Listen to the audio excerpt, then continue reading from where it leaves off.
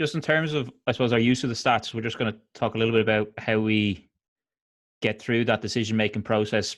We're seeing our end product is what's the value of this for the players. And this is just a little bit of a chronological look as we go through it, as how the player would see it on the pitch. So, Kendo, I don't know if you want to talk about where we are on the pitch and what sort of decisions you're sort of thinking about at that stage. Yeah, I mean, there's sort of different areas of pressure, and people are often creatures of habit as well. So, if you're 5 meters from your line, you're pretty sure they're going to go 7 or 6+1. If you're 5 meters from their line, you're pretty sure they'll go 2+1 or 3+1. And you can learn that from your prior experience, but it's pretty standard across the board at top end rugby, really. So where you are on the pitch is crucial, and then what defences that you'll call accordingly. If you know they're going to drive, you might have more of a drive defence set up. If you're 5 meters from their line and whatever, you just want to get in the air no matter what and just put as much pressure on as you can. So, where you are on the pitch it does play a big role in it, and that's something that you'd look at with your prior analysis as well, and looking at what they do and where. Val, what number is set up they have? Yeah, obviously, I think it's quite an important one because, firstly, the beauty about lineouts is that the team that calls them can actually manipulate the numbers. It's one of the few times in a game where you decide how many guys are in the lineout, how many guys are out of the lineout, and that's so. It's one of the few times that you actually manipulate the situation before you even start it.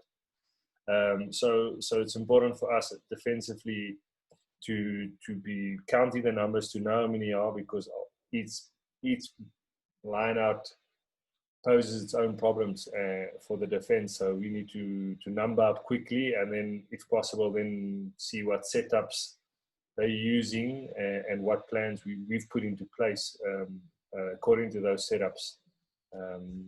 You can't cover everything, but if you've got a good plan in place for the stuff that you have seen, it means they've had to change something in the week and not have maybe a lot of reps on it, and the opportunity for mistakes is there. So quickly getting those numbers right, getting set early, and everybody knowing their role. Something we talked about before we were on together was the tempo of Wales's lineouts. So obviously it's a huge advantage knowing the numbers that Wales are likely to set up with, I suppose, in different parts of the pitch, just so you can start getting your defence right. We came up with a stat that in the Wales-Georgia game, they were 22 seconds on average setting up, and that's what 2 of those times they had substitutions coming on and off. So just to emphasise that point of knowing what to expect, just gives you that ability to set early, as you guys are saying and pointed out. Do you guys see that, or is it covered by? Yeah, no, yeah, I can see that. Yeah. I've moved you. How they walk in. Yeah, look, I think arriving early is critical. You must front load your work, no matter how tired you are. Arrive at the line out, so you're in a good position to assess what they're doing, and then with that, your formations need to be easily organised in a drop down. So if you're always arriving at 7, your 6-man defence can't then have lots of changes where your front lot's got to go to the back and the back lot's got to go to the front. It's got to be very seamless, where one prop comes out, the back row goes to the back. The less movements, the better, as you're going down from 7s all the way down to 2-mans. And then with that as well, it's not just the line-out caller's responsibility to be there counting 6, tell everyone 6. The back row have got to be looking out and looking, there's 2 back rows out there. I know it's a 5-man. The props have got to be scanning, everyone's got to be scanning and looking where their man is, where the numbers are. So then everyone can react a lot quicker than just waiting, looking up at the tall guy, looking up at Dewald, saying, how many numbers, what's the numbers? Everyone needs to take responsibility for that. So the reaction can be very quick. And you can help each other with communication, as soon as someone spots 2 out, 5-man, 5-man. Yeah. How they walk in. So that's, you initially then see not only the numbers, you've scanned that, but then what's the setup? If it's a 5-man, is it a 3-2? Is it a 1-3-1? And then you might defend them in different ways depending on your previous plan. Nice. And like you mentioned with the drop down numbers there, Kendo, would you, like, if you're changing quickly from your 7 to your 6 man, would you have like a slow setup knowing it's a 6 man that might be different where you would swap your front and back lock around? Or would you always just have the standard, like make it as similar looking as possible? Yeah, as similar as possible. But I mean, you'd have different 6 man defenses as well as, you know, you drop down. So you might then end up with your 2 back rows at the back and your 2 locks nearer the front, for example. But the way that what I've seen of Wales is that they like to go very quickly. So literally arrive at the line and go, arrive at the line and go. So for that, I wouldn't want to mess around too much. I'd keep things relatively simple with our drop downs. Make sure that everyone's clear of a very simple plan. But even before then, because we've arrived early, I'll do everything I can to slow down Wales. So you see they're a tempo team. You see it in the press all the time. They're extremely fit. You know, they go on these brutal camps. They back their fitness. So I want to take them out of their comfort zone and slow them down. So I would, you know, you can step across the line to close their gap. You can speak to the ref beforehand and say, look, are you going to let them walk in quickly? I can't set my numbers then. So I'm going to stay in 7 if you're going to let them go quickly. And that is a gamble if they do win the ball, but you can then maybe get more people in the air. And worst case scenario, when you try and do that, you're going to have a free kick against you. It's not going to be a penalty for closing the gap normally. It's so you're not risking that much either. But you're definitely breaking that tempo. Val, do you want to take that one? Yeah, no. I think obviously it's something that we do take into account in our defense. Is it a team that pre-calls and then has a trigger call or trigger movement, or sometimes I know at one stage at Leicester, your man got his hand in his air. The moment he dropped his hand, that was the trigger, or the trigger movement. So if you know that's a team like, as we said with Wales, where it's a team that sets the 2 props quite early, the team comes in and as they hit that line, the measuring line, it's just like dominoes that fall. So you have to know if it's a team that does that. Is it a team that's going to come, stop in a line, try and read what you do, and then make the call? Because then it allows you to have a little bit more movement and changing the shapes and the images that they're looking at. So you can play around with that. And then obviously, when you start looking at the trigger movements, just a little giveaway, the little, what I call parasite movements. This is more on man watch, where a guy steps back to go forward, or certain players, as Nick said, they've got their little tics or their little habits where you'll be holding his hands in a certain way. So those are some of the trigger movements you can be looking out for, but it also asks for your line-out leader and the guys that are involved to be really switched on. So we really look at what the trigger calls are and what the tempos are. And I think there's a few examples in our presentation tonight on Wales, where the prop makes a dummy as if he's going to give the call to the leader, after the hooker, and as he hits the 5-meter line, then he's the trigger for that movement. So there's some interesting examples of those. So there's many ways to play around with that trigger call. Yeah, look, a bailout is going to be, for example, Alwyn Jones arrives. He'd probably have 2 calls, you know, either him straight up or a tipper it going forward, for example, and he's looking to win the ball middle to back. If then Fiji, if our team then put our 2 pods in that area, either late or early, he's going to have to go somewhere he doesn't want to go. So a bailout, you'd either, you know, have a X call to the front, for example, or a long call, and then that's if we shift forwards, then you're going to win it at the tail. Alwyn Jones might just wave and then it goes to the tail. So the good thing is a lot of teams then don't change those bailout calls. So once you've heard an X once and they've rushed to the front, once you've marked them somewhere, you can actually try and use those calls against them, or you know, sit quietly knowing that the next X you might rush forward on. So it's always good to try and listen to as much information as you can with the other caller on the bailouts.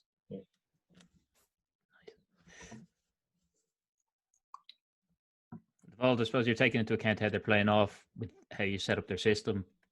Yeah, no, I think it's something really important, and it's time that a lot of time we spend chatting in the build-up with the attack coach, with the defense coach in this case, with regards to what threats do they actually have of the ball that they do win, So obviously, what are the little special plays they can do down the 5 meters? That's a threat. Are they on 7 men? Are they predominantly going off the top, which means we can contest a little bit harder in the air to try and spoil those balls? The position of the +1 player, will that influence if it's a maul or if it's a fake maul or a dummy play around the back? So a lot of those things can orientate the way you defend. If you defend harder in the air or harder on the floor, would be on the way they utilize those balls. So that's something we do take into account. Those numbers are important to us. And as I said, with the defense coach, he's very interested with me quite often to see what I've seen, because he might watch 3-4 games and I might watch 6-7 on the line out front just to get a bit more in-depth information. So it's something that's useful for the whole coaching staff.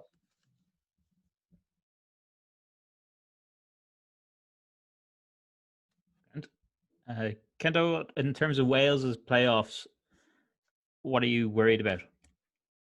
If I was Fiji, look, I'm worried about their tempo. I'm worried about us not being organised, and then that would affect our back line and how we're getting off, as well as it'll affect our mauling, our ability to stop their maul if we're not quite organised. If we've got the wrong numbers, or if we're not sure who's going to lift who, it could end up in a half lift, and their drill's much sharper than ours, and they're down and they're actually driving us before we're set up for it. So it would be about their maul and the speed of which their line out comes at us would be my two main concerns. Same for you, Dewald?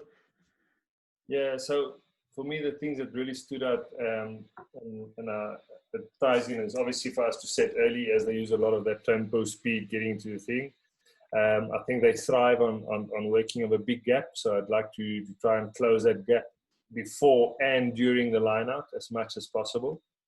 And then obviously in my preparation as for this Fiji side, I thought that one of the teams that actually get them to go out of their system that made them change was the Australian side, because they activated, they got their 2 blocks in the air. It obviously showed some images where they were in difficulty at certain places, but they actually, for this Welsh side who had a lot of success up until then, was the first team to actually steal ball off them in crucial times on the field. So yeah, for me, it's just really important that we actually activate and get in the air and not let them just run through their plays, because they actually have some good starter plays that we saw against Georgia, put Georgia under a lot of pressure. So yeah. We'll go into the stats now. Now, in terms of the way you guys work, do you code your game and you pick up the stats as you go along? And like the way we did it, we're both between calling something a 3-2 and a 5-man spread. So that's the way you do it yourself, rather than trusting your analysts to look after that to make sure you've consistency. And Kendo, you like to sort of go through with a pen and paper as you watch the lineouts. Yeah. No, some coaches in the past I've worked with would want like a bank of all the 5-mans. Let's say you're working on a 4-game, the previous 4 games. They want all the 5-mans in a sports code template, all the 6s, all the 7s. But I've always watched the full sort of context of the game and looking at the caller. How much pressure is he under? Where's he gone to in must-win balls? So I like to see if he's won the 7 there. What does he do in the 5? And exactly just his sort of movements throughout that whole game, and just try and get as much information on the caller as well as then where they're going. Are they doing movement balls? Are they doing just throw jumps? That sort of stuff. So I've just like an old school table of just putting all of their moves and calls into my language, any themes and the numbers, where it is on the pitch, and what they do under pressure as well. Nice. Well, I'm a bit of a geek, so I like to get all my numbers ready, and I think as it is with any analyst, and even with Nick and his system, all these little notes and where they write actually talks to him after a while. So one thing that I've found is that I spend a lot of time in the build-up actually myself coding with my language the opposition. The reason I do that is because it gives me an advantage in the sense of I've already watched it once with a critical eye. So there's a first watch, and then on a basically more zones and statistics and what shapes they use and so forth, and how they would attack or defend. And then on a second time, I would sit down then and look at little giveaway tales and things about the leader, how he stands, how much time does he take when he calls on himself, things like that. So there's two phases to it. The first phase of mine is actually just coding them and watching the lineouts, each and every one. And then afterwards, I'll look at the not the big picture, but then actually just look at the images without the numbers. And it was quite interesting because we had a talk in the weekend, and someone presented on Rob Baxter and what he's done really well. And quite interesting that came out of that is Rob Baxter still codes all the individual stats at Exeter, because that allows him to watch each player individually. So that's really interesting that someone as a head coach, director of rugby, still does that. So that's very interesting. Yeah, I didn't know that. Yeah.